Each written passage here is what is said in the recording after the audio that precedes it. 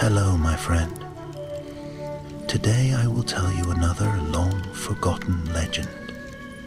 Close your eyes and let the magic transport you to Middle-earth. Our journey begins. The moon was pale over Osiriand, and the forests whispered with the voice of the night. The 7 rivers ran softly under the stars, their waters catching the silver light of Ithil. In that quiet land where the green elves kept their secret watch, few wandered by night. Yet on this night, beneath the sighing boughs of oak and elm, an elf rode alone. His name was Ereinion, son of Orodreth of Nargothrond, and though still young in the reckoning of the Eldar, the shadow of war had already touched his heart. He rode in silence, his gray cloak drawn close, his keen eyes scanning the darkness between the trees. Rumors had reached the havens, rumors of strange lights seen by the river Gellion and of a woman's voice crying in the night. Ereinion had come to seek the truth, for in those days Morgoth's creatures prowled even the fair lands of the Lyquendi, and no cry in the dark could be taken lightly. The air was cool, carrying the scent of rain and pine. As Ereinion crossed a low rise, he heard the distant rush of water. The river ran nearby, wide and gleaming. Then came a sound, faint yet clear, the cry of an infant. He halted at once, every sense alert. There it was again, a child's wail, desperate and thin, carried by the wind. He dismounted and moved quietly toward the sound, his hand resting on the hilt of his long knife. The trees grew thick about him, their roots gnarled and their leaves whispering softly.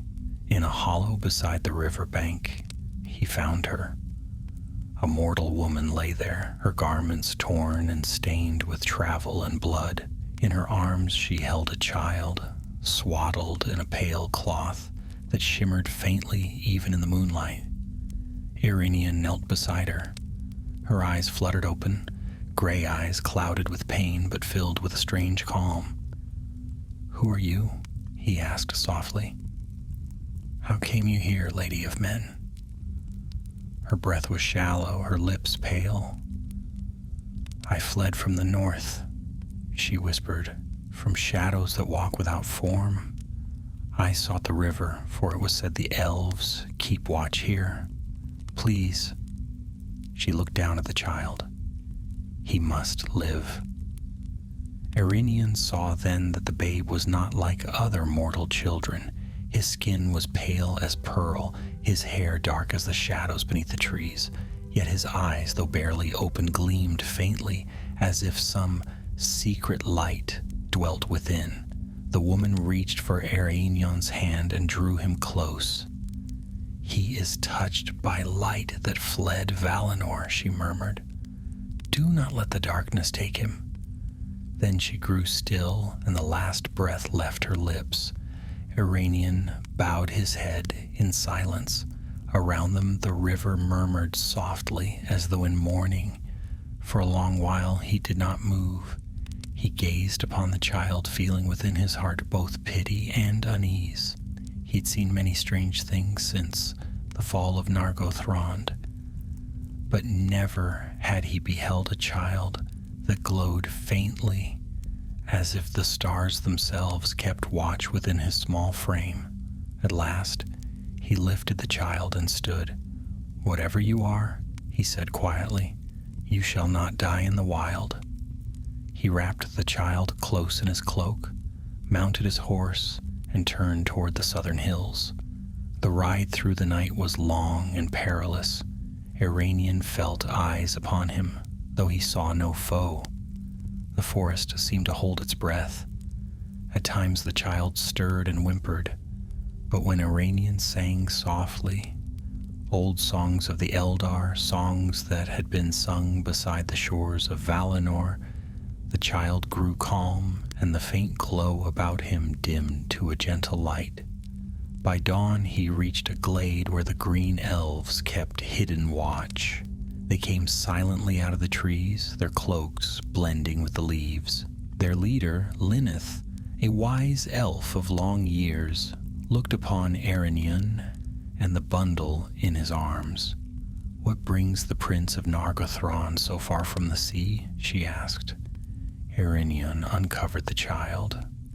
"I found him by the river, beside his mother, who is now dead. There is something strange about him, Lineth. His mother spoke of a light that fled Valinor." The green elf frowned. "Such words are perilous. There is no light of Valinor left in Middle-earth, save what lingers in memory. Yet," she bent low, studying the infant's face, "he bears no mark of evil." "Still," Eärendil said, "the air grows thick with whispers. I fear Morgoth's creatures have already caught the scent." Lineth nodded gravely. "Then he must not stay here. The forests are no longer safe, even for the Lyquendi. Bring him to Círdan at the Havens. If any can guard him, it is he." Eärendil agreed. That night, as the green elves sang their quiet laments for the mortal woman, dark clouds gathered in the north. Eärendil looked to the stars and saw that several had grown dim. A cold unease settled in his heart. When dawn broke again, he rode westward, the child cradled close. The rivers of Osirian gleamed behind him, and before him lay the long road to the sea. Yet even as he rode, unseen eyes followed. In the depths of the forest, a whisper passed from shadow to shadow. A name carried on the wind, the child of magic. And far away, in the black halls of Angband, a voice deeper than thunder stirred. Morgoth had heard. Dawn came pale and cold over the woods of Osirian. The mists clung low to the ground, curling about the trunks of the trees as Eärendil rode westward with the child held close against him. The small face was calm now, the strange gleam in the eyes dimmed by sleep. Yet Eärendil could not shake the memory of that light. Faint but pure, like starlight reflected on still water. The journey was slow, for he dared not take the open road. He moved through glades and shadowed paths known only to the elves, crossing narrow fords and sleeping by hidden streams.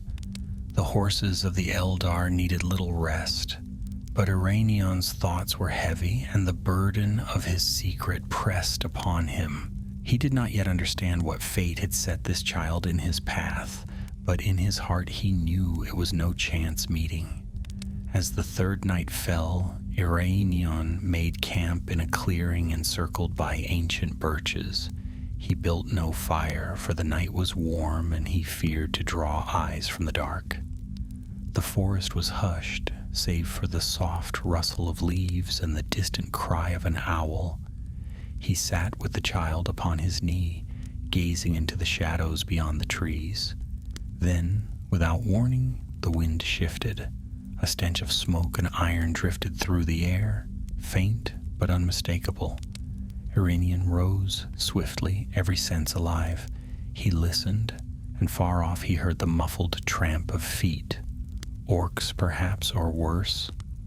They were moving east to west, along the very route he had taken. He mounted and turned south, guiding his steed through the undergrowth as quietly as he could.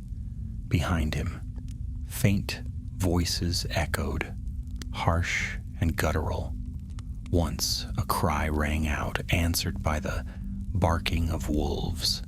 Eärendil urged his horse to greater speed. The child pressed close against his breast. Through the long hours before dawn, they fled.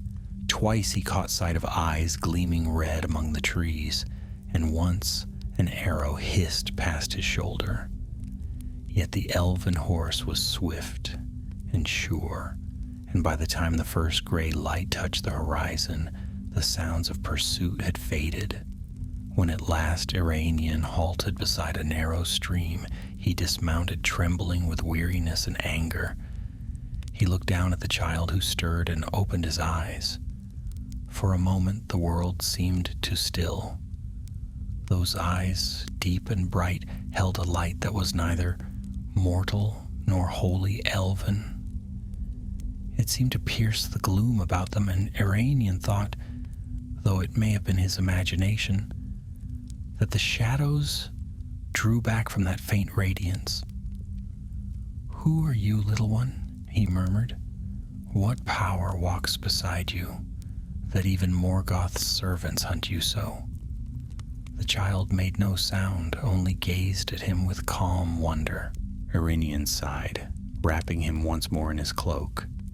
"Then let it be so.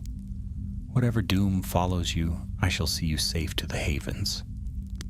They traveled for many days more. The land grew wilder as they neared the western borders of Osiriand, where the rivers bent and the hills rose high.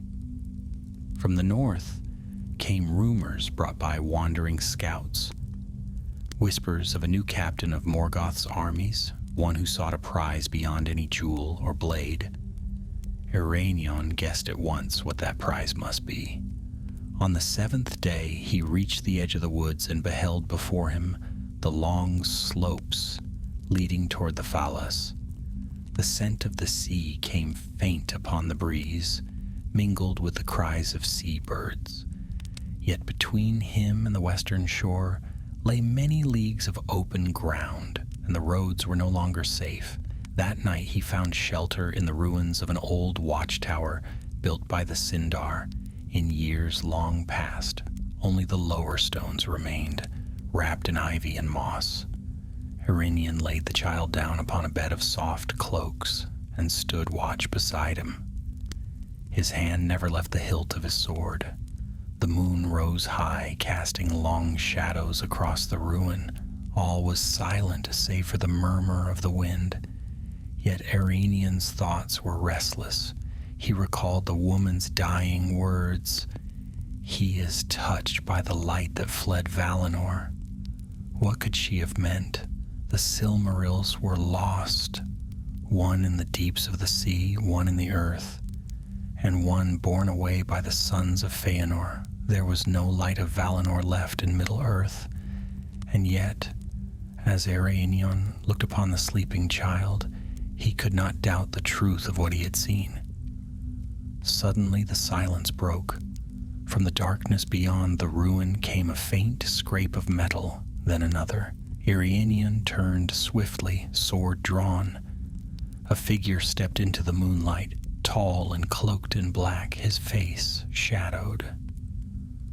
"Peace, Lord of the Noldor," the stranger said, raising an empty hand.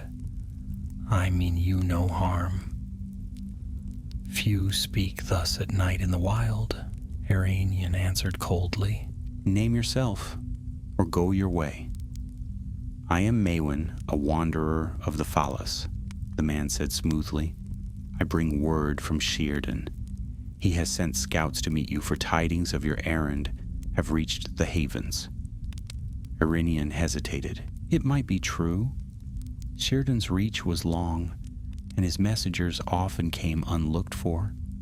Yet something in the man's manner was amiss.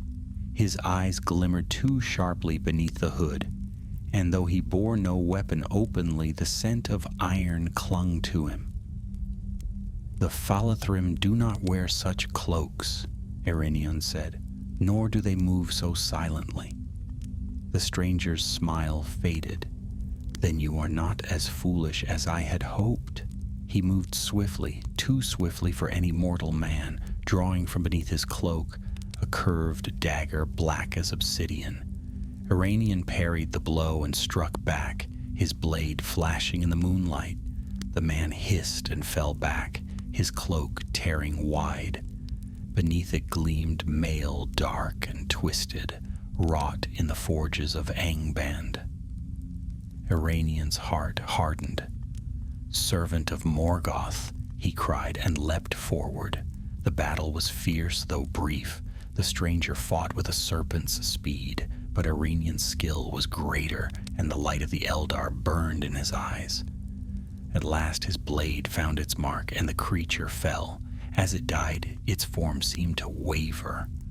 the fair face melting into something pale and hideous. Irenian stood over it, breathing hard.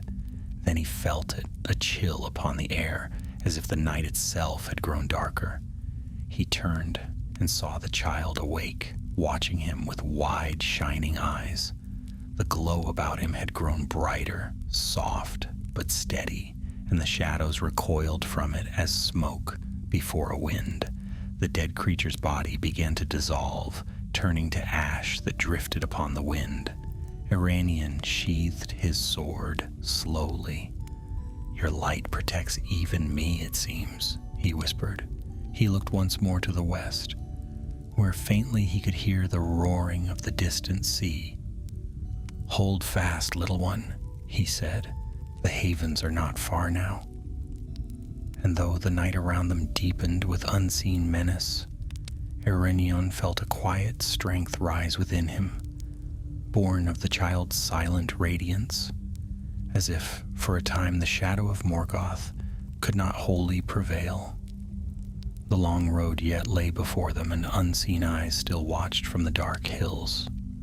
But for that night, under the cold stars of Beleriand, the child of magic slept, safe in the arms of his weary guardian, and the winds whispered softly through the birches, carrying word of their passage toward the western shore.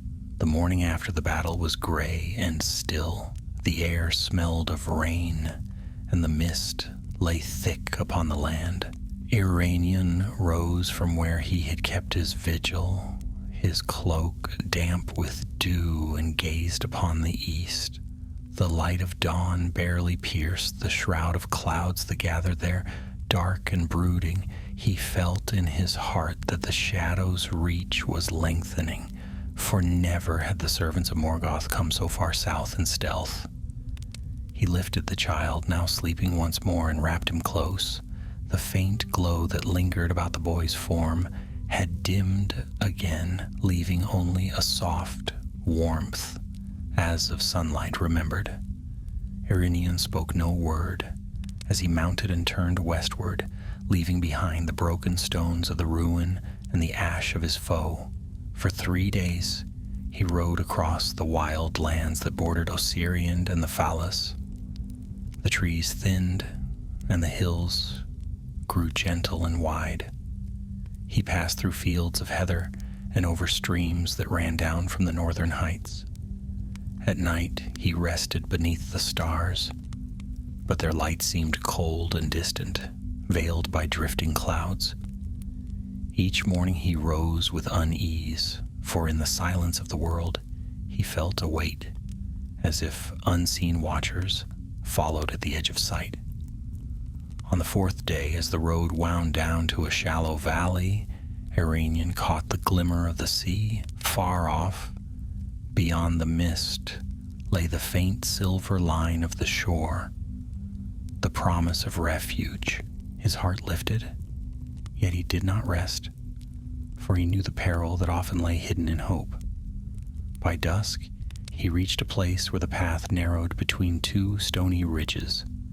The wind moaned through the rocks, carrying a strange sound, a whisper like distant voices.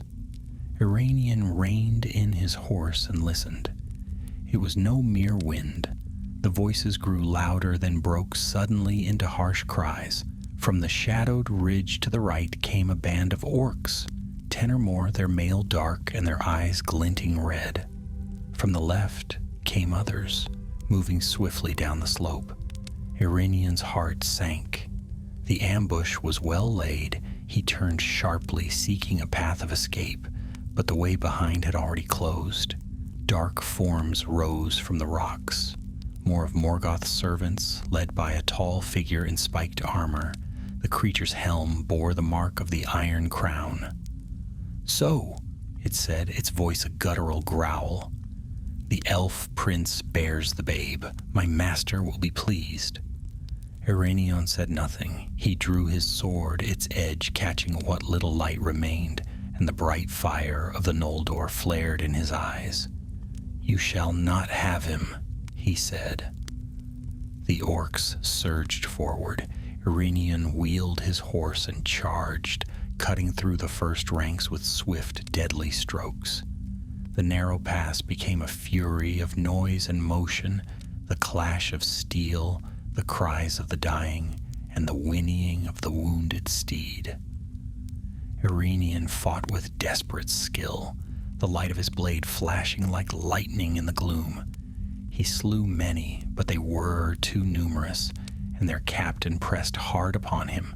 Then, in the midst of the fray, a strange cry rose, a sound like wind and water joined in song. Irenion turned and saw that the child, still bound in his cloak upon the saddle, had awakened. The faint light about him blazed suddenly into brilliance. It was no fire, but pure radiance, white and steady as the light of the trees long ago. The orcs shrieked and fell back, covering their eyes. Their captain staggered, cursing in terror. Irenion felt the warmth of that light upon his face and knew that no shadow could endure it.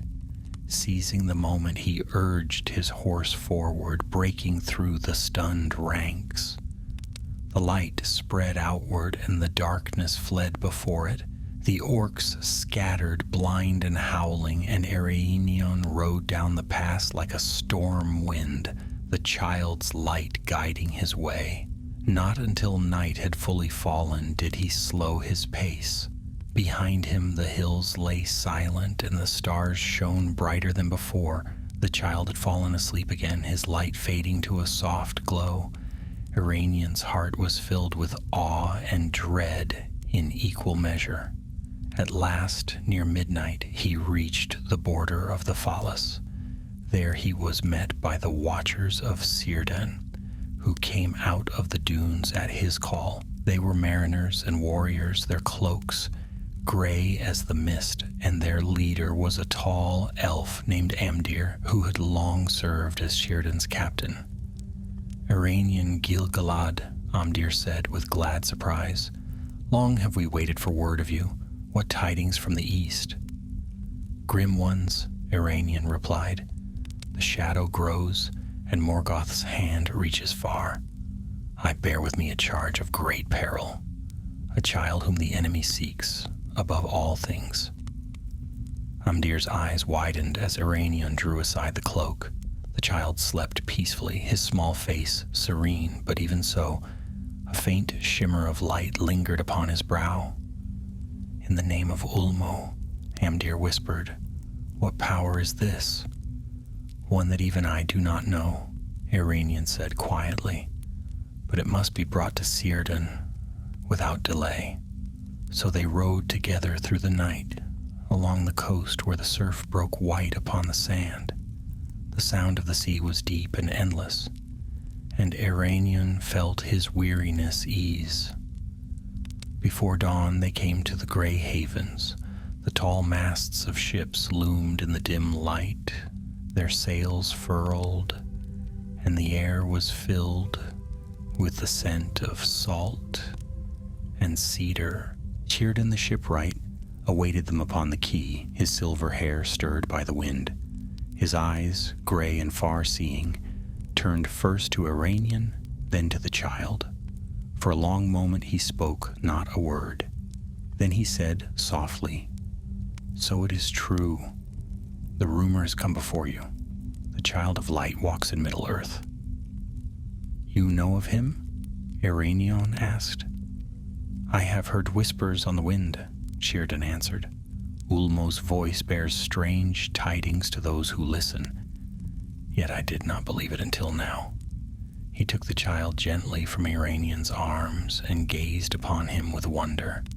There is a power here beyond any craft of elves or men, he said. Something older than the sun and the moon. Perhaps a memory of the light of the two trees, given new form. Irenion bowed his head. Then he must be kept safe. Morgoth's servants have hunted us since Osiriand. Círdan nodded gravely. He shall be safe here, for a time. The sea guards its own. He looked toward the west, where the waves broke in endless rhythm. But in the end, No power in Middle-earth can hide such light forever. That night, Ereinion stood upon the harbor's edge, watching as the child slept in a chamber of white stone. The sea sighed against the shore, and the stars shone clear above. Yet far in the east, beyond the hills, a red glow burned faintly on the horizon, the fires of Angband, ever hungry. Ereinion clenched his hand upon the railing. "You will not have him," he whispered into the night, "not while I still draw breath." The wind rose, carrying with it the faint sound of the waves, a deep, steady voice as though the sea itself answered. "Not yet. Not yet." Morning broke over the gray havens, and the sea shone pale beneath a sky of soft gold. The gulls wheeled and cried above the harbor towers, their voices mingling with the steady rhythm of the waves. Ereinion stood upon a high balcony that overlooked the shore, his cloak stirring in the wind. For the first time in many days he breathed freely, yet even as he looked upon the calm waters, he felt the shadow of the east still clinging to his heart. Below, the harbor was alive with quiet industry. The shipwrights worked upon the hulls of white ships, their hammers ringing faintly against the timbers. The air was filled with the scent of salt and pitch, mingled with the distant music of the elves who dwelt by the sea.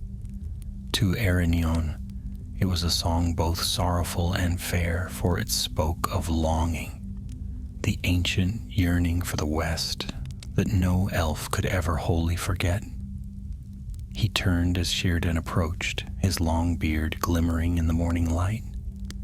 "You have rested little, I think," said the shipwright. Ereinion smiled faintly. "Sleep does not come easily when one has fled the servants of the enemy, and my mind is troubled still." Círdan nodded. "The shadow of Morgoth lies heavy upon all lands, even those washed by the sea. Yet Ulmo's voice whispers still in these waters, there is hope, though it be faint." "Hope rests in that child," Ereinion said. "He bears a light that none can name, yet all can feel. It is both a blessing and a danger. If Morgoth learns where he is, no wall nor wave will shield him for long." Círdan's gaze turned westward. Then perhaps the child must not remain in Middle-earth? Ereinion frowned. "You would send him into the west? None may sail to Valinor unbidden." "The ban lies upon men," Círdan said quietly, "and upon the elves who would forsake their purpose. Yet there are still those whose doom is tied to the sea, whose path may be guided by the will of the Valar themselves. If the light within the child is indeed of the trees, then the powers may claim him in their time." Ereinion said nothing. He looked once more toward the harbor, where the foam glimmered like silver fire, and thought of all that lay behind, the forests of Osiriand, the silent hills, and the ashes of war. "He is but a child," he said at last. "Let him know peace, if only for a while." Círdan placed a hand upon his shoulder. "Then we shall guard him, Prince of the Noldor. But remember, the light of such a gift cannot be hidden forever. It will call both hope and hatred to itself until its purpose is fulfilled." That evening, as the sun set and the sea turned crimson with light, Ereinion walked the shore alone. The air was cool and filled with the scent of the tide. He watched the waves draw back and break again, their rhythm endless and deep. In the fading light, the memory of his journey returned. The dying woman by the river, the strange glow of the child, the ambush in the dark hills. All seemed part of a design greater than any he could see. He knelt and touched the wet sand, feeling the pull of the sea. "Ulmo," he murmured, "Lord of Waters, if this child is indeed touched by the light that fled Valinor, grant me the strength to guard him until his fate be clear. The waves lapped softly against the shore, and for a moment Eärenion thought he heard an answering whisper, a voice like distant music, deep and sorrowful.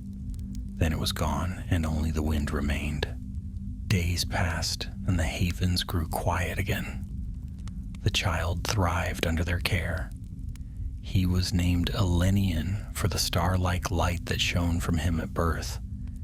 He grew swiftly as mortal children do, but his presence filled every hall with peace.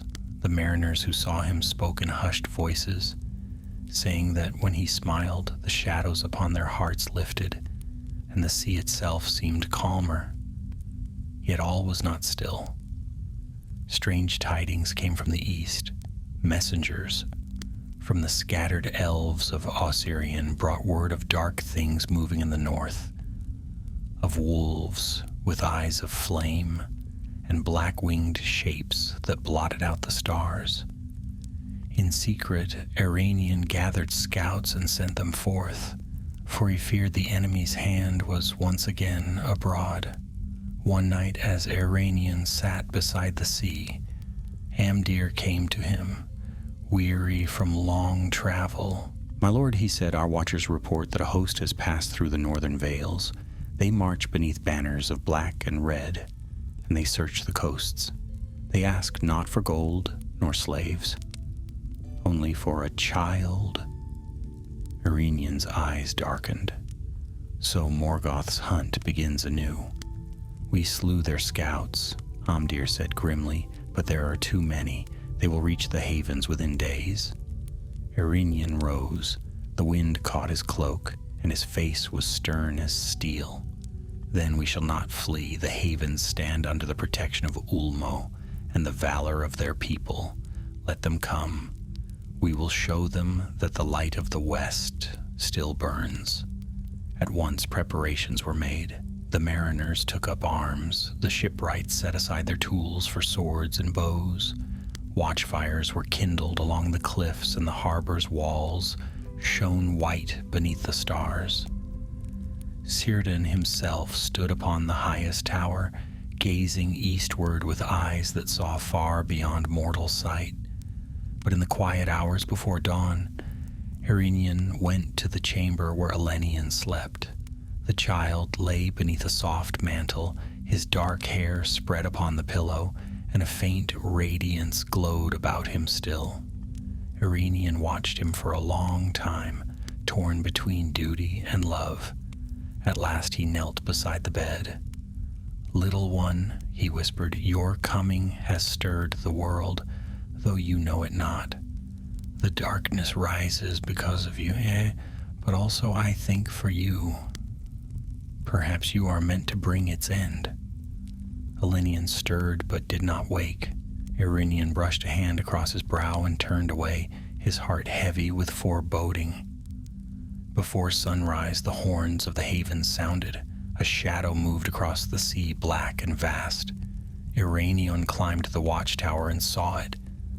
A fleet of dark ships, their sails blood red in the morning light. Upon their prows burned torches that gave no warmth, only smoke and hatred. Amdir came to his side, his face pale. "They come from the north, corsairs in the service of Angband." Eärenion's eyes hardened. "Then let the sea be their grave." The mariners of the havens took up their bows, and the wind turned westward, carrying the salt spray high upon the walls.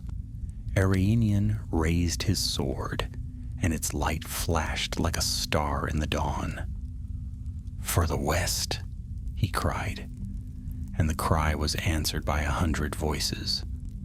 Then the battle of the havens began, the clash of light and shadow upon the shores of Beleriand, where the fate of the child of magic would be tested for the first time.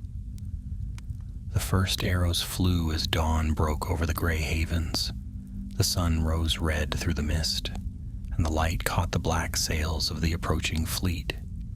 Eärenion stood upon the sea wall, his sword drawn, the wind whipping through his dark hair. Below him, the mariners of the Phalas loosed their shafts with deadly precision.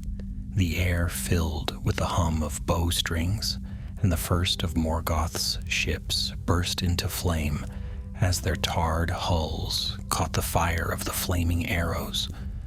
But for each ship that burned, 2 more followed.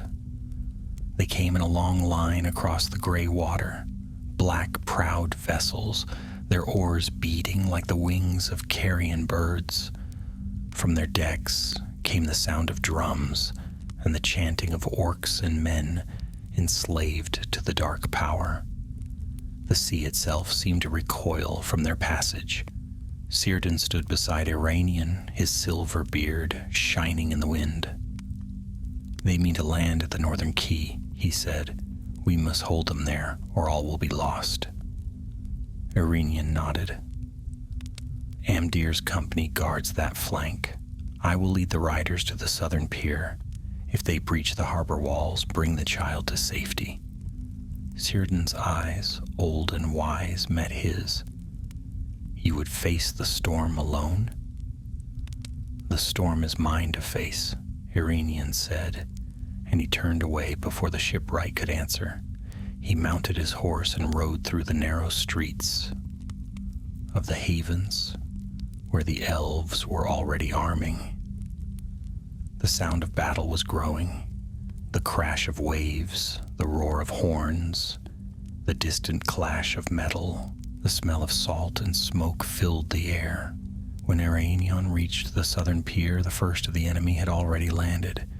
They came like shadows, tall armored shapes, their armor blackened, their eyes burning with cruel fire. Behind them came the half-men of Angband, twisted creatures bred for war. They leapt from their ships and charged up the stone pier, shrieking in 100 tongues. Iranian raised his sword high, and the light of the west blazed upon its edge. "For the havens, for the light!" he cried, and his voice rang clear over the tumult. His warriors answered, their hearts kindled by his courage. They met the oncoming tide with blades that flashed like silver lightning. The first clash was terrible. The enemy fell in heaps before the fury of the elves, but still they came, climbing over the bodies of their fallen. Iranian fought at the forefront, his sword cutting through armor and shield, his movements swift as the sea wind. Once, a great orc captain barred his path, wielding an axe of black steel. Iranian parried the blow, sparks flying, and drove his sword through the creature's breast. The orc's cry was swallowed by the thunder of the waves. At the northern quay, Amdir and his archers rained death upon the invaders, but the enemy was too many. A great fire ship rammed the pier, bursting apart in a storm of flame. The heat washed across the harbor, and the sky darkened with smoke. From the tower above, Círdan watched the battle unfold. His heart was heavy, for he knew the enemy's purpose was not conquest, but capture. Somewhere hidden in the white halls behind him lay the child who was the source of all this strife. He turned to his nearest mariner. "Bring Elenian to me," he said. "If the walls fall, we must flee by sea." The mariner bowed and departed swiftly. Yet even as he vanished through the smoke, Círdan felt a stirring, a presence in the air, soft yet immense, like the echo of a distant song. The waves grew restless, their rhythm quickening. Far out to sea, a single shaft of light pierced the clouds and struck the water, turning the gray surface to silver. Ulmo, Lord of Waters, was near. Back upon the southern pier, Iranian's strength was nearly spent. His armor was scorched, his blade notched with use. Around him lay the fallen, both friend and foe, The tide had turned against them. The enemy pressed harder now, their captain a monstrous being with eyes like molten iron. He wielded a mace forged in Angband, and where it struck, stone shattered. Irenian met him in single combat. Their blows rang across the harbor like thunder. The creature laughed as they fought, its voice like grinding iron. "You cannot win, Elf Lord," it hissed. "The dark power knows your every move. The child will be ours before the day's end." Iranian struck again, driving the foe back step by step. "Then tell your master," he said between blows, "that the light of the west does not yield to darkness." With a cry, he feigned retreat, then turned and plunged his blade deep into the creature's chest. The orc captain screamed, its body crumbling to ash. The sound of its fall sent fear through the ranks of its kin, and for a moment the tide of battle faltered. That moment was all the sea required. A great wave rose from the west, vast and glimmering, higher than the masts of the ships. The mariners cried out in wonder and fear as it bore down upon the harbor, its crest gleaming with starlight. The voice of Ulmo echoed through the air, deep as thunder in the deeps. "The light shall not perish here." The wave struck. The black fleet was swept away in an instant, their ships broken and cast upon the rocks. The sea boiled with white foam, and the harbor shook as if the earth itself had spoken. When the waters withdrew, only wreckage remained, splintered wood, broken masts, and silence. The elves stood stunned upon the piers, their weapons lowered. Irenian looked toward the open sea, his heart pounding. He knew then that the valor had not forsaken them. Círdan came down from the tower, his robes drenched with spray. "Ulmo has spoken," he said softly. "The child must go west. His fate cannot be delayed any longer." Irenian looked at him weary and blood-stained. "And if the ban forbids it, then the ban must bend," Círdan replied. "For this light is not born of rebellion, but of grace. Morgoth himself trembles before it." As the sun broke through the clouds, they climbed together to the white hall where Elenian lay. The child was awake, his eyes wide with calm wonder. The faint light that surrounded him shone brighter now, like a star that had found its place in the sky. Iranian knelt beside him, his voice low. "Your light saved us all," he said, "but the world will not rest until you are gone from it." Círdan laid a hand upon the prince's shoulder. "Come, the tide is full, and a ship awaits." Together they bore the child down to the harbor, where a single white ship lay ready, its sails furled, and its prow pointed westward. The sea was still now, gleaming as if in peace. The mariners sang as they prepared the vessel, their voices rising clear and fair above the ruins of battle. When all was ready, Círdan turned to Iranian. "You have done what few could. From this day you are no longer only the son of Orodreth. You are the guardian of light, the last hope of the Noldor in Middle-earth." Irenion bowed his head. "Then may the sea bear him gently until his time returns." As the ship drifted from the harbor, the wind caught its sails, and a soft glow rose upon the water, the mingled light of sea and child. Iranian watched until the vessel was no more than a gleam upon the horizon, and the world was quiet again. But far to the east, in the dark halls of Angband, Morgoth stirred upon his throne. He felt the fading of that light and knew he had been defied. His wrath was terrible, and his voice filled the deep places of the earth. "Then let the world burn," he said. "If I cannot have the light, I shall cast all into shadow." And thus began the long vengeance of the dark power, and the beginning of the legend that would one day return to Middle-earth when the child of magic fulfilled the fate for which he had been born.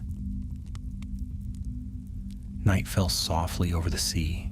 The stars burned bright, mirrored upon the still waters, and the white ship of Círdan moved westward under the steady wind.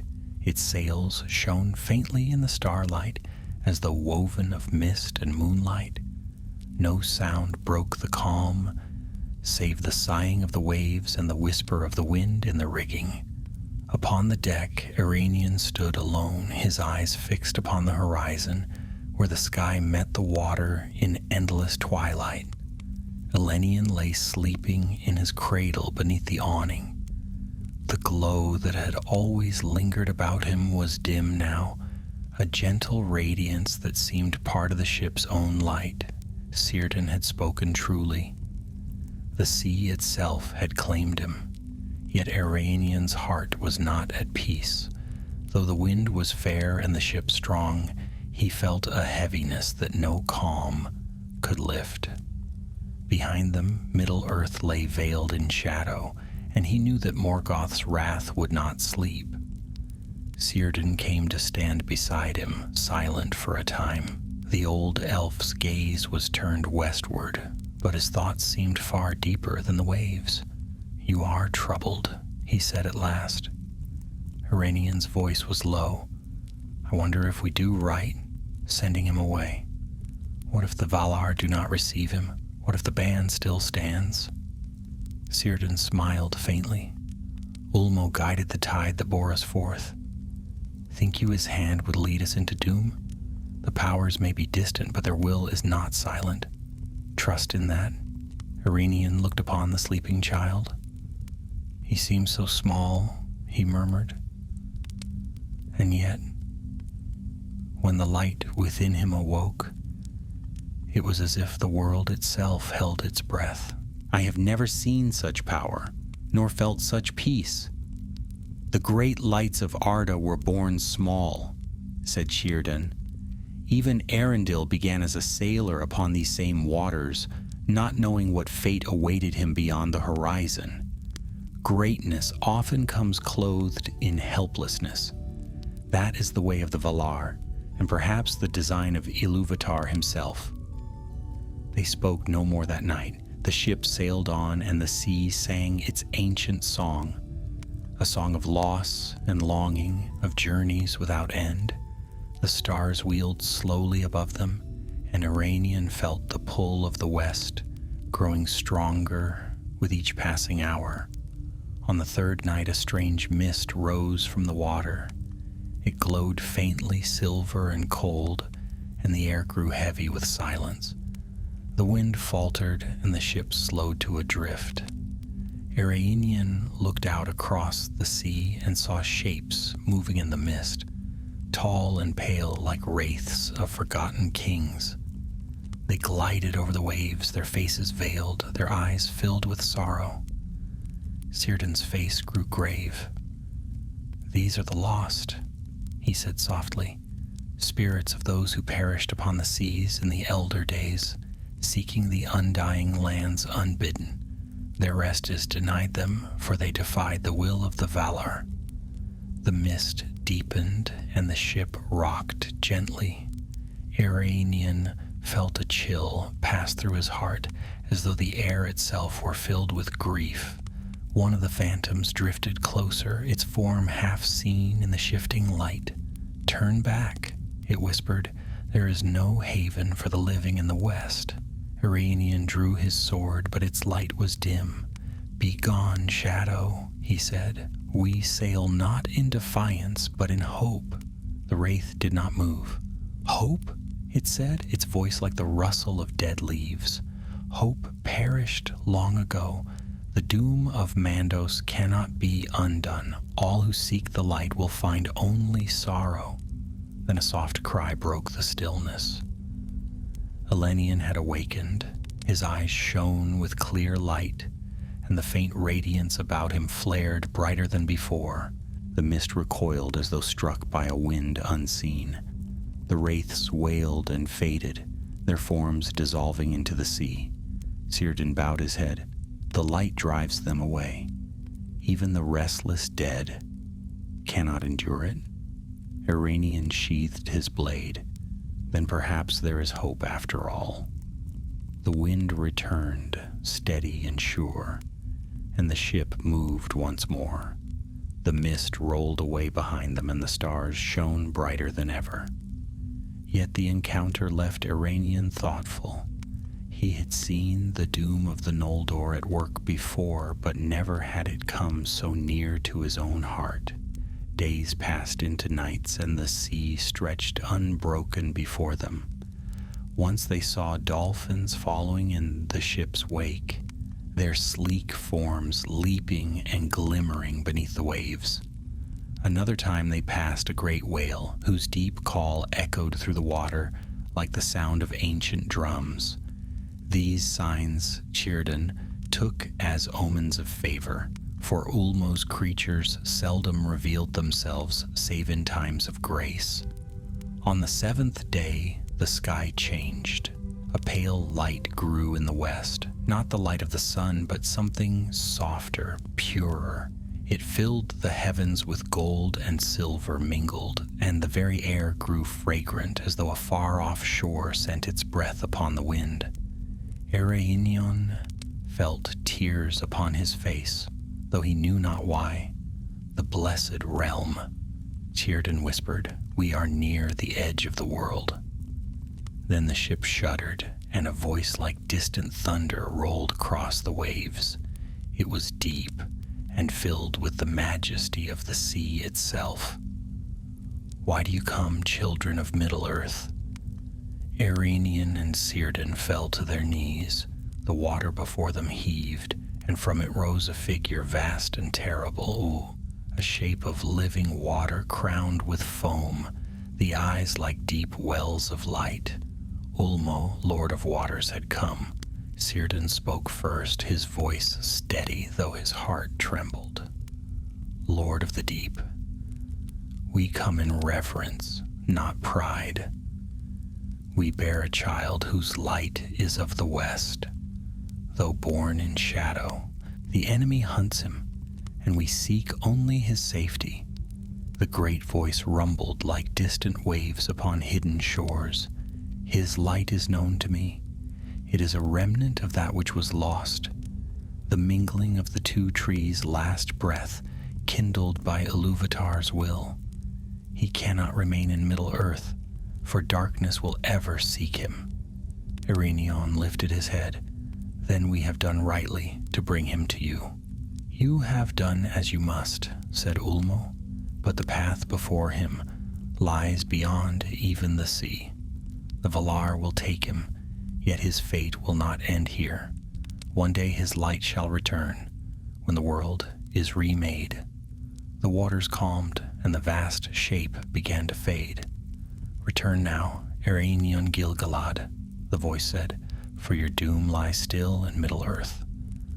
Guard its shores until the stars fall, and remember that the light you bore is not lost, only hidden." Then Ulmo was gone. The ship drifted forward once more, and a gentle current bore it westward. Ahead, a faint shore appeared, white sands gleaming under a sky of soft gold. The blessed realm awaited. Círdan took the tiller, his eyes wet with awe. "It is done," he said. "He is beyond all peril now."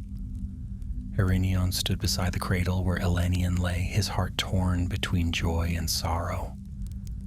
"Farewell, child of light," he whispered. "May the Valor guard your sleep until your hour returns." He kissed the boy's brow, and a single tear fell upon the child's cheek. Then he turned away, as the light grew too bright to bear. When his sight cleared again, the ship was drifting eastward alone. The shore was gone, veiled by mist and light, and the cradle stood empty. The sea was calm once more. Círdan's hand rested upon Erenion's shoulder. "He is safe," he said quietly, "and our work begins anew." Iranian gazed long at the horizon where the light of the west still glimmered faintly upon the water. Then he bowed his head. "So be it," he murmured. "The light shall return when the world has need of it." And turning the prow eastward, he set his course back to the darkened lands, toward duty and toward the shadow that still waited to be faced. The voyage eastward was long and silent. The sea lay calm, though it seemed to brood with the memory of what had passed. Iranian and Círdan spoke little as the ship glided over the dim waters, its white sail catching the pale light of dawn. Behind them, the western horizon shone faintly, a veil of gold and silver that marked the boundary of the world. Neither looked back, for they knew that to gaze too long upon that light was to awaken a longing that no mortal shore could ever ease. At last the mist thickened and the gleam of Aman faded. Only the gray sea and the wind remained. Iranian stood at the prow, his eyes fixed upon the east, where clouds gathered like smoke above the unseen lands. His heart was heavy yet steady, as though a hidden purpose now guided him. He had done what was required. The child was safe beyond the reach of shadow, but the knowledge did not still the ache within him. He turned to Círdan, who stood at the helm. "Will the valor truly guard him?" Iranian asked, "or will he vanish like so many tales that fade with time?" Círdan's gaze was far away. "You doubt too easily, my friend. The powers are not swift to act, but they do not forget. What is sent into their keeping will return in its appointed hour." Iranian nodded, though the words brought him little comfort. He leaned upon the railing, watching the foam trail behind them like pale ribbons. The wind whispered through the rigging, carrying with it a low murmur and the endless voice of the sea. To Iranian, it seemed to speak not only of loss, but of waiting.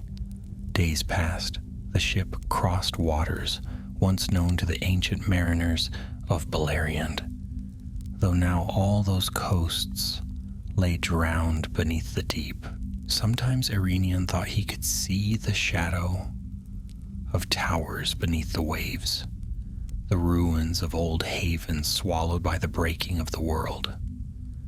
At night he dreamed of Nargothrond, of its shining halls, and of his father, Orodreth, who had fallen long ago beneath the hand of the enemy.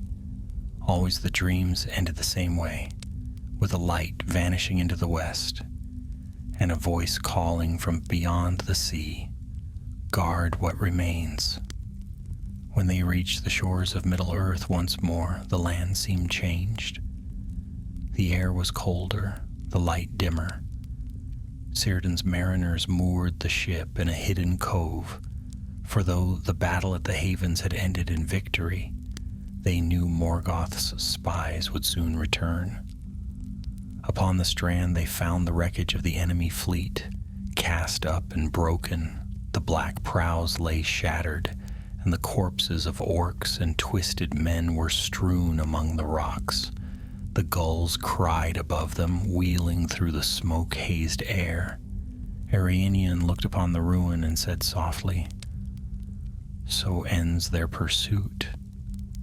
"For now," Círdan answered, "but the will that sent them endures." They made their way back to the gray havens, which lay battered but unbroken. The towers still stood, though smoke blackened their white stones, and many houses had fallen. Yet the elves sang as they labored, and new ships already took shape upon the quays. When they saw Arenian return, they lifted their voices in joy, for many had feared him lost. Amdir met him at the gate, his armor dented and his face drawn. "My lord, the people rejoice to see you. Word spread that you sailed into the west and would not return." Iranian smiled faintly. "Not yet," he said. "There is still work to be done in these lands." That night a feast was held among the ruins. Fires were kindled upon the terraces, and the mariners sang songs of the sea, songs of remembrance and endurance. Erynion sat beside Círdan, though his mind wandered often. When the singing faded, Círdan rose and spoke before the gathered elves. "This day marks the turning of the tide," he said. "The enemy sought our ruin, yet by the valor of Erynion, Gil-galad, and by the grace of Ulmo we stand unbroken. But the shadow remains, and all the lands beyond the sea's reach are still in peril. We must rebuild, and we must watch." The elves bowed their heads, and a solemn stillness fell. Erynion felt their eyes upon him, eyes filled with hope and with fear. He knew then that the burden of leadership had fallen fully upon him. His father was gone, the great kings of the Noldor were scattered or slain, and Círdan, though wise, was bound to the sea. The guardianship of Middle-earth must now be his. In the days that followed, Erynion set himself to the task. He gathered the remnants of the elven kindreds, the Sindar from the south, the green elves who had fled the forests, and even a few of the wandering Noldor who had survived the ruin of Beleriand. Under his command they rebuilt the walls and reforged their arms. He walked often among them, speaking little but inspiring all with his calm strength. Yet when the nights grew long and the wind carried the scent of rain, he would stand alone upon the sea wall, gazing westward. Sometimes he thought he could see a star brighter than all others, hanging low above the horizon. It gave him comfort, for it seemed to him that the light of the child still touched the world from afar. One evening, as the first storms of winter swept across the coast, a messenger came from the north, an elf of Lindon, swift and travel-worn. He knelt before Erynion and said, "My lord, tidings of dread. The servants of Morgoth stir again. Dark creatures gather in the ruins of Angband, though their master stirs not. They speak of a new shadow rising, one who calls himself Sauron." Círdan's face grew grave. "Then Morgoth's fall will not end our wars. Another will take his place." Erynion stood long in silence.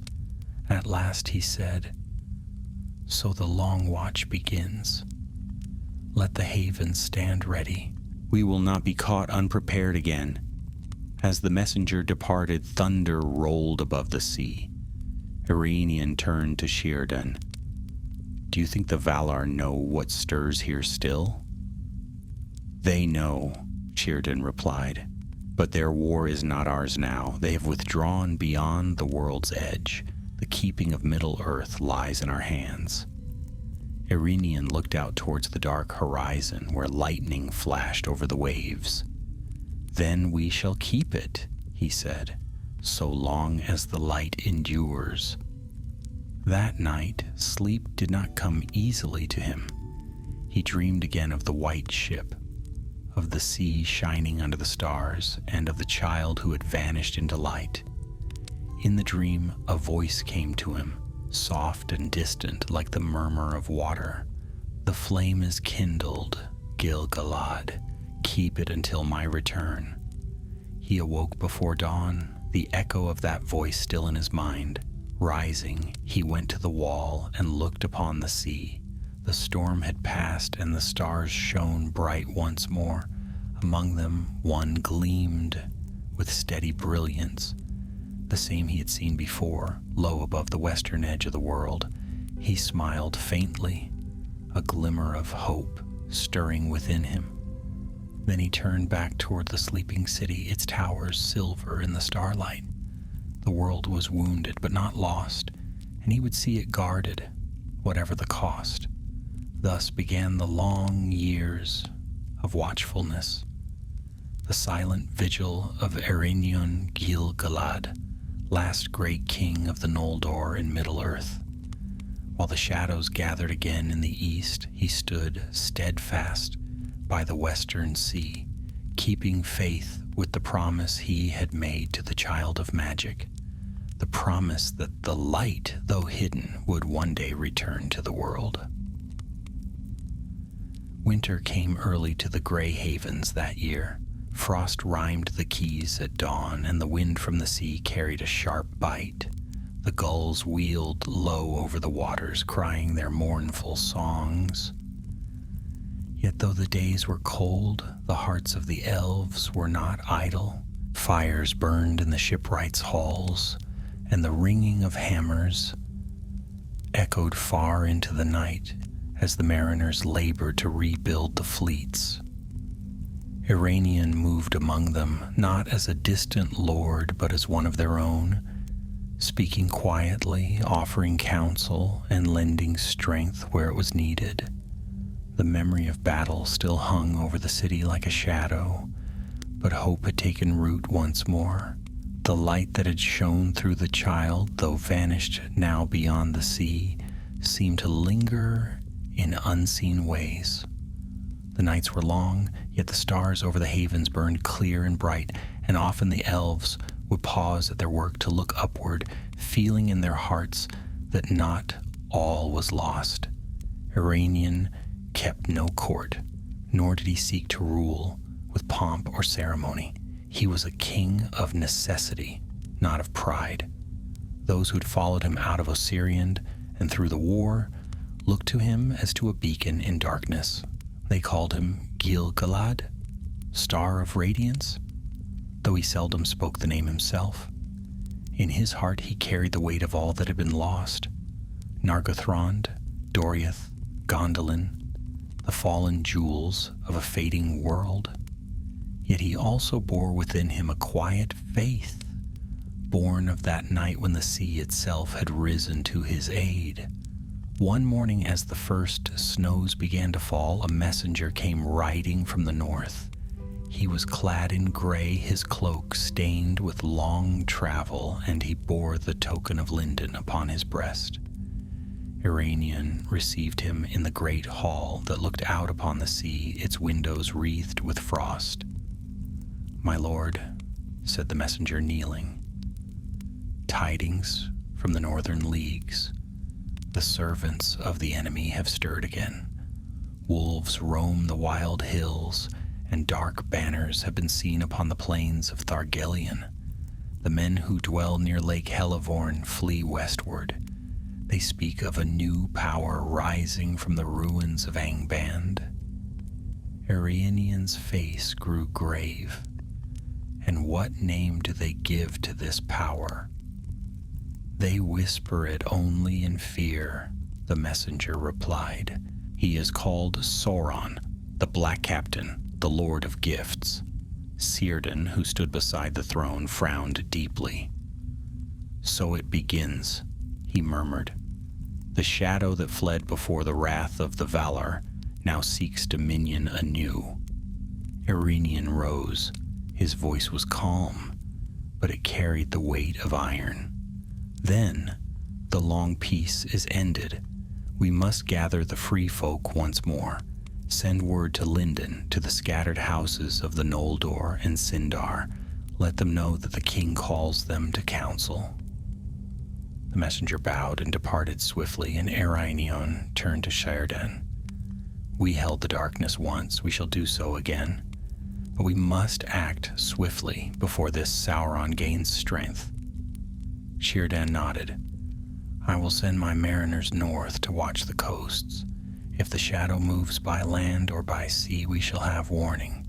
Yet I fear this foe is not as his master was. He will not strike openly, but with guile and deceit." "Then we shall answer craft with wisdom," said Iranian, "and steel with steel." In the weeks that followed, the havens became a place of gathering once more. Messengers came from the far hills and hidden valleys, from Linden and the green forests beyond. Among them were elves of great renown, survivors of Doriath, kin of the house of Finarfin, and even some who had once followed the sons of Feanor but now sought atonement. Ereinion welcomed all who would stand against the darkness. When the council assembled, the great hall of the havens was filled with the light of many torches. The sea winds moaned outside, and snow drifted past the high windows. Ereinion stood before them, tall and steadfast, his eyes shining with quiet fire. "Friends," he began, "the enemy we once overthrew stirs again in another form. Morgoth is bound, but his servant walks free. You have all heard his name, Sauron the Deceiver. He gathers the remnants of Angband, and his spies are abroad even now. If we do not stand united, all that remains of the firstborn in Middle-earth will be scattered like leaves before the storm." A murmur swept through the gathered host. Some spoke in fear, others in anger. Then one of the gray elves, a tall captain of Assyrian, rose and said, "Why should we fight again? Have we not bled enough for the pride of the Noldor? Let the men of the East bear their own burdens." Ereinian's gaze did not waver, because if we do not, none will. The men are scattered and divided. The dwarves hide in their halls. The darkness will consume them all, and in time it will come for us as well. The light that remains in Middle-earth is ours to guard. That is our duty, whether we will it or not. There was silence then, and in that silence many hearts turned toward him, for his words rang with truth, and the fire of the West still burned in his voice. So it was agreed that a watch be set and alliances renewed. The mariners of Círdan would guard the coasts. The warriors of Lindon would patrol the northern lands. Ereinion himself took command of the western host, vowing to stand between the sea and the shadow. Years passed, and the world grew darker. Rumors came from the east of kingdoms rising under the sway of a dark lord who offered gifts and knowledge to those who bent the knee. Some said he could change his form at will, appearing fair and wise, speaking honeyed words. Many were deceived. But the elves of the havens did not falter. Ereinion walked often by the shore, the salt wind in his hair, his gaze fixed upon the horizon. At times he fancied he heard the faint cry of gulls from beyond the world, or saw the glimmer of a light upon the waves that was not of sun or star. When such visions came, peace returned to his heart, and he remembered the child who had crossed the sea. One night, while the city slept, he stood upon the wall and looked westward. The stars above were bright and still. As he watched, a single star shone out among them, brighter than all others, blazing white over the rim of the world. He knew that star, the light of Arundel's ship, sailing forever between heaven and sea. Ereinion smiled. "So the light endures," he whispered. "It was not lost after all." Círdan joined him then, silent as the tide. "The sea keeps its promises," he said softly. "Even the smallest light may guide the lost." Gil-galad nodded. "Then we shall keep ours until the end." And so the years turned, and the name of Gil-galad grew known in all the western lands. A king wise and steadfast, whose realm was built not on conquest, but on vigilance. Beneath his rule, the havens stood like a beacon upon the edge of shadow, and though the world darkened, the flame kindled by the child of magic did not fade. For in every heart that remembered that tale, of light preserved, of hope sent beyond reach of darkness, the radiance of that child lived on, unseen but undying, waiting for the day when it would once more return to Middle-earth and banish the night forever. Long years passed in the watchful peace of Lindon. The sea murmured unchanging against the western cliffs, and the stars above the gray havens wheeled in their ageless courses. Yet time, though it touched the elves lightly, did not stand still. New trees grew upon the hills, where the ashes of war had once lain, and ships of white wood and silver sail moved again across the waves. The world seemed healed, yet beneath the calm, Gil-galad felt the slow, unseen stirring of the shadow. He had learned to read the silence of the sea and the whisper of the wind, for both bore tidings to those who would listen, and often they whispered of unrest in the far lands of the east, of towers rising and fires burning in the night. Still the years were gentle upon the havens. The elves rebuilt what had been lost, their songs returning to the shores like the flight of swans at dawn. Children were born among the Sindar and Noldor, who had never seen the darkness of Angband, and their laughter brought warmth to halls long silent. Yet even in such peace, Gil-galad never laid aside his sword. He kept his armor polished and his banners ready, for he knew too well how swiftly shadow could return when memory faded.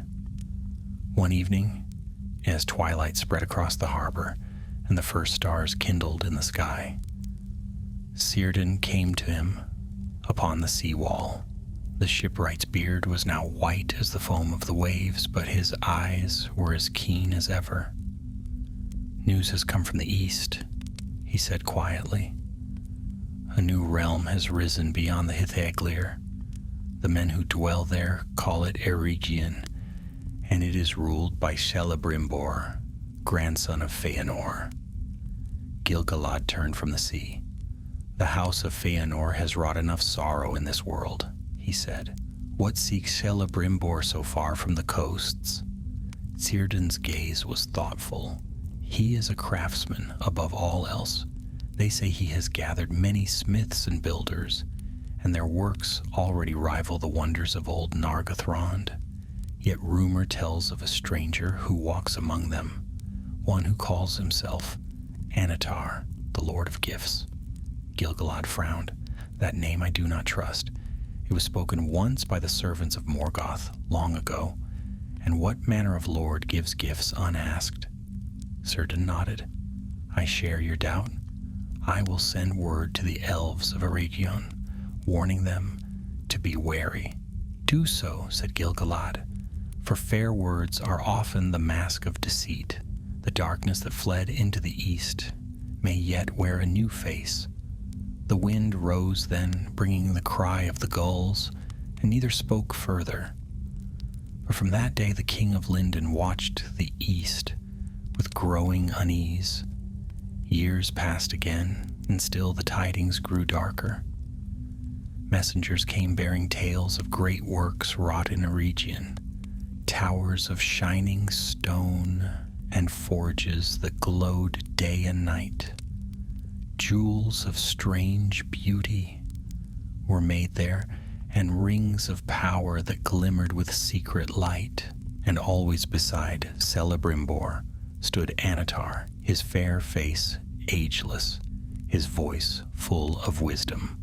One night, when the moon was full upon the sea, Elrond half-elven came swiftly to Lindon, his raiment dusty from travel. He was young still by the reckoning of the Eldar, yet his eyes were old with memory. Gil-galad welcomed him as a brother, for they had long been friends and allies. "Elrond," said the king, "what brings you so swiftly from the east?" "My lord," Elrond answered, "I have come to warn you. The one who names himself Anatar is not what he seems. I have felt his presence, and behind his fair words lies a power cold and dark as the void. I believe he is none other than Sauron, the lieutenant of Morgoth." A silence fell. Even the wind seemed to still. Gil-galad's hand tightened upon the railing. "You are certain?" "As certain as one may be," said Elrond. "He hides his malice behind beauty and craft, yet his will seeks dominion. Already many of the smiths are under his sway. Celebrimbor alone resists him, though he does not yet see the depth of the peril. Gil-galad turned to Círdan, whose face was grave. "Then it begins anew," he said softly. "The shadow we feared has returned." "What will you do?" asked Elrond. "We shall stand watch as we always have," Gil-galad replied. "But this foe will not be driven back by swords alone. He works in secret with words and promises. We must be patient and learn his design." Thus the years rolled on, and in time the truth was revealed. The rings of power were made, 16 by the smiths of Eregion under Sauron's guidance, and 3 by Celebrimbor alone, unsullied by the Dark Lord's hand. But when Sauron forged in secret the one ring to rule them all, the hearts of the elves were filled with dread. From Lindon, Gil-galad sent forth messengers to warn all free folk of Middle-earth. War followed swiftly.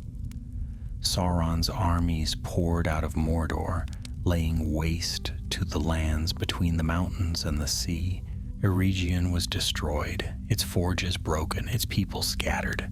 Celebrimbor was slain, and his great works seized. But from the ruin arose a new fortress, Imladris, hidden in the wilds. There Elrond gathered the survivors while Gil-galad held the western coast.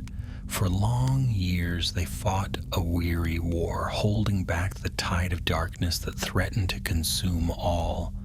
At last aid came from Númenor, the great kingdom of men across the sea. Their tall ships bore soldiers clad in shining mail, and their banners of silver and blue streamed in the wind. Together with the elves of Lindon, they drove Sauron back until he fled eastward and vanished once more. When peace returned, Gil-galad stood upon the shore beside Círdan, watching the departing ships of the Númenorians. "Strange it is," he said, "how swiftly the hearts of men burn, and how soon they fade. They are as sparks upon the wind, bright but brief." "Yet even a spark may kindle a flame," Círdan answered. "Their coming has turned the tide of this age. Remember that, my friend." Gil-galad smiled faintly. "I shall. But the shadow is not ended. So long as evil hides in the hearts of living things, the watch must endure." He looked westward then, to where the light of the sea shone faintly upon the horizon. In his heart he felt again the whisper of the child's voice, the same voice that had come to him in dreams. "The flame is kindled. Keep it until my return."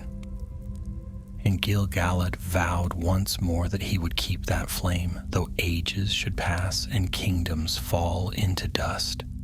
For the light of the west, though distant, still shone within him. A light born of the child of magic, who had crossed beyond the world, yet whose promise lingered like a star over the darkened lands. Thus did Gil-galad, last king of the Noldor, begin the long struggle that would shape the Second Age, the battle of wisdom against deceit, of patience against pride, and of light against the endless shadow. The years of peace after the war with Sauron were short-lived, as all peace in Middle-earth must be. Though his power was broken for a time, his malice was not quenched. His servants roamed the dark places of the earth, whispering his name in secret, and his shadow crept again into men's hearts. But in Lindon, under the rule of Gil-galad, the light of the Eldar still endured. The havens were strong once more, and their ships ranged far upon the seas. The towers of Mithlond gleamed white under the sun, and in the west the land bloomed anew, fragrant with pine and salt air. Yet even amid such beauty, Gil-galad's heart knew no rest, for he had seen too much of the world's sorrow to mistake calm for safety. Often he walked alone by the shore, his eyes upon the horizon where sea and sky met in silver. Sometimes he thought he could glimpse a far glimmer, not the light of sun or moon, but something purer, as though the memory of the blessed realm yet touched the world. It comforted him, but it also deepened his longing. He had borne the burden of kingship for many centuries, yet the memory of that small child who had vanished into the west still haunted him. In those days, Elrond dwelt often in Lindon, serving as Gil-galad's herald and counselor. Together they governed with wisdom, sending aid to the scattered elven realms and to the Númenóreans, who still held friendship with the Eldar. Many ships came to the Grey Havens, bearing gifts and tidings from the Isle of Men. One evening, as the sun sank red behind the sea, a great ship out of Númenor entered the harbor, its sails white and its prow wrought in the shape of a swan.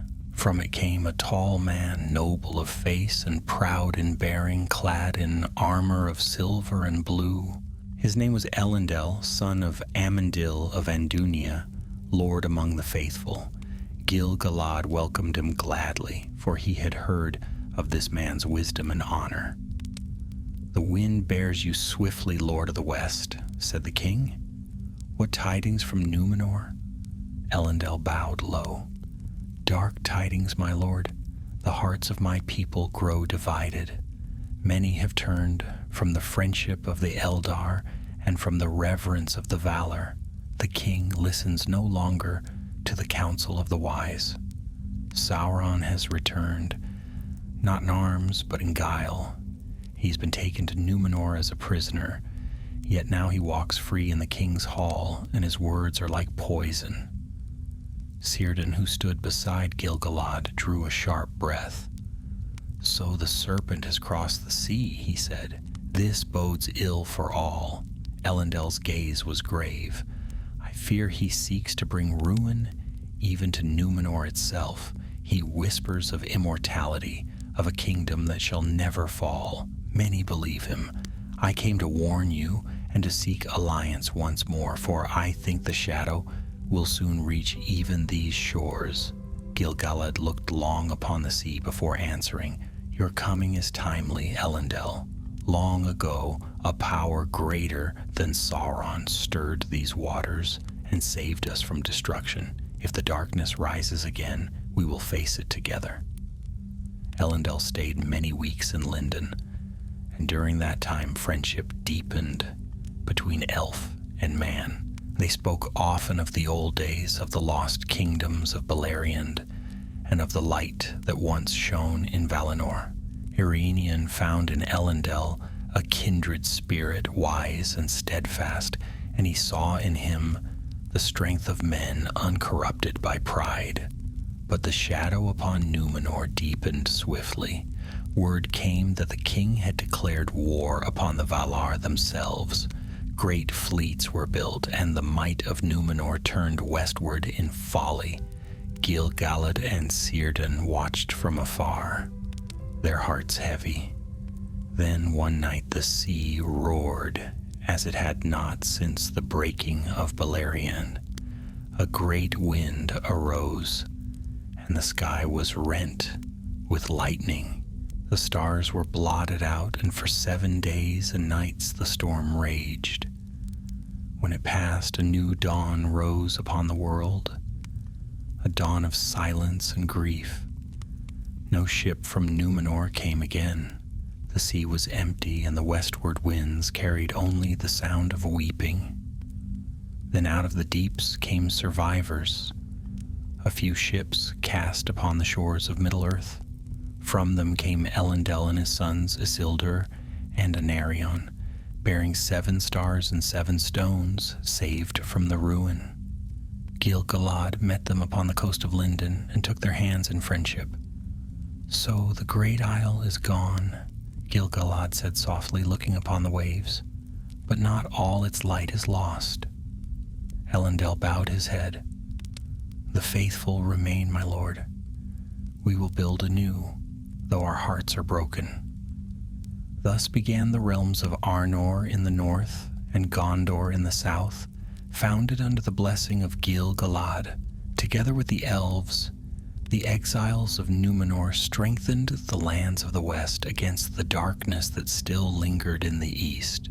For though Sauron's body had perished in the downfall, his spirit endured, and his malice crept again into the world.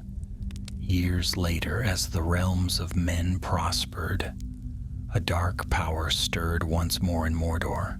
The Tower of Barad-dûr was rebuilt, and the Eye of Sauron opened again. War came swiftly. Armies of orcs and men of the east marched upon the free lands, and fire consumed the mountains. Then Gil-galad called for the last alliance.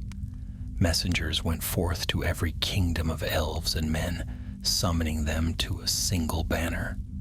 From Lindon and Lothlorien, from Rivendell and Greenwood, the hosts of the Eldar gathered.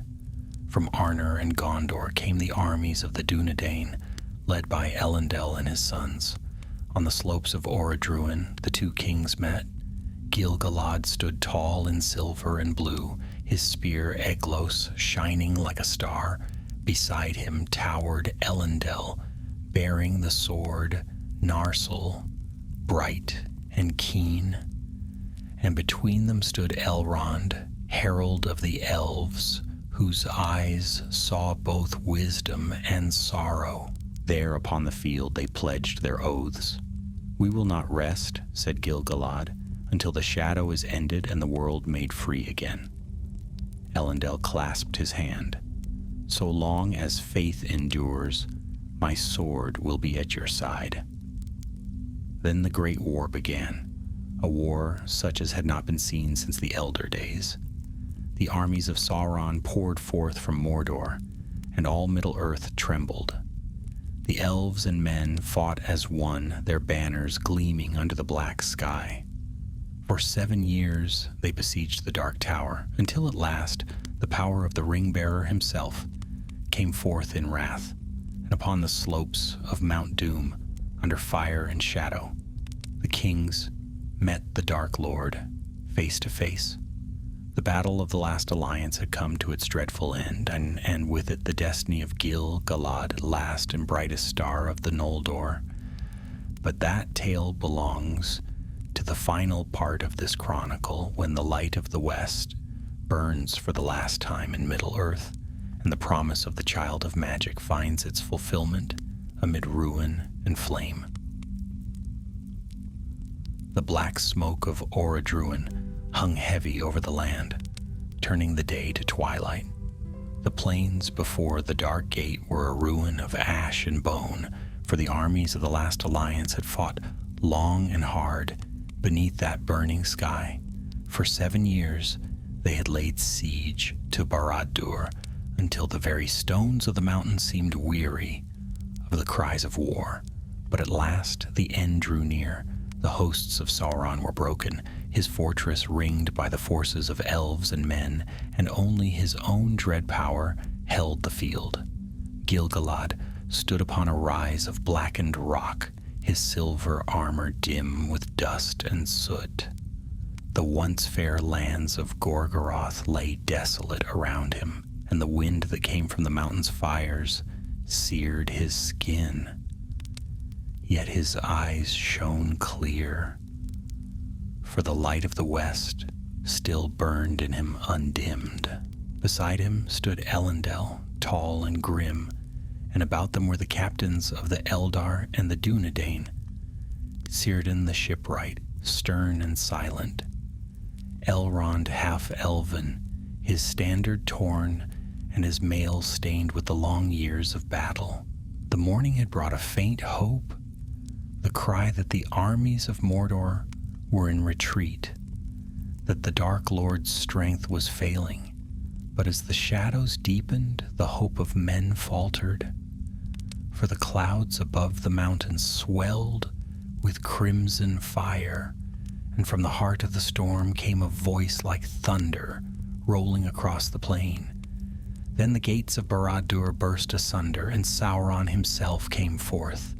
He was vast and terrible, towering above all living things, his armor black and burning, his eyes two pits of molten flame. In his hand he bore a mace of iron, and with each step the earth shuddered. The light of day fled from before him, and despair fell upon the armies of the Alliance. Many turned and fled, and only the mightiest among elves and men stood their ground. Gil-galad lifted his spear Eglos, and its point glittered with a white fire. "Stand firm," he cried, his voice clear above the din. "This day shall decide the fate of all the ages. Let none yield to shadow." Elendil drew Narsil, and its blade shone like the morning star. "For the West!" he shouted, and the cry was taken up by 1,000 voices. Then the battle of the kings began. They met before the slopes of the mountain, where the ground was scorched and broken. Sauron swung his mace, and the air itself screamed. Gil-galad leapt aside, his spear flashing, and struck a blow that pierced the Dark Lord's armor. Fire burst from the wound, yet Sauron laughed, a sound like iron grinding upon stone. His weapon came down again, shattering the earth where the elf had stood a moment before. Elendil rushed forward, his sword gleaming. Together they pressed the attack, one swift and bright as lightning, the other strong and steady as the roots of the mountains.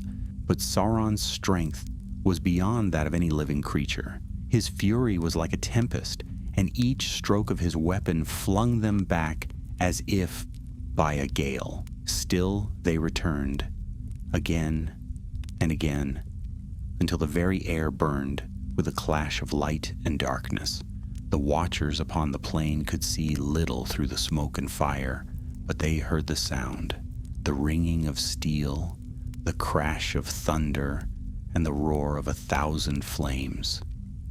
Some said later that in that hour the mountain trembled, and the river of fire that ran through its heart rose higher than ever before. At last, Gil-galad's spear found its mark again, striking Sauron in the breast. A great cry went up, and for a moment it seemed the shadow faltered. But in his fury, the Dark Lord struck back.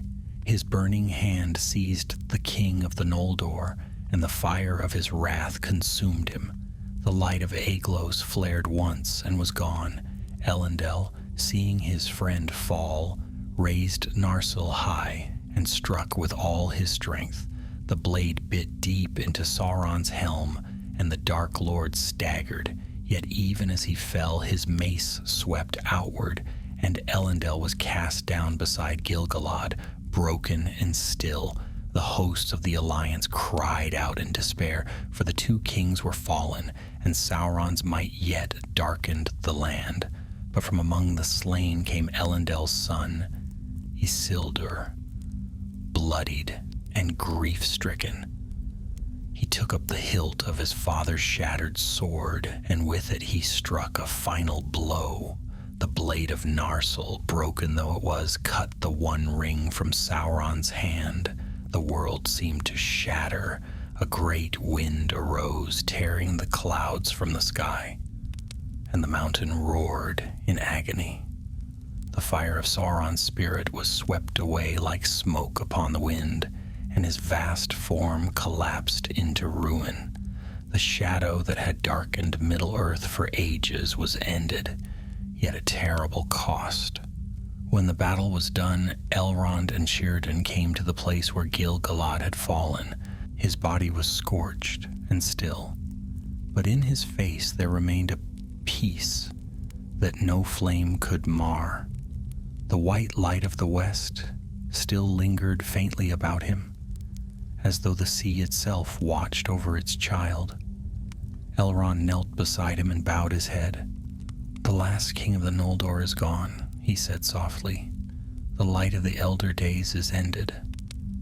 But Círdan looked westward, his eyes full of tears that did not fall. "Not ended," he said. "Not while memory endures.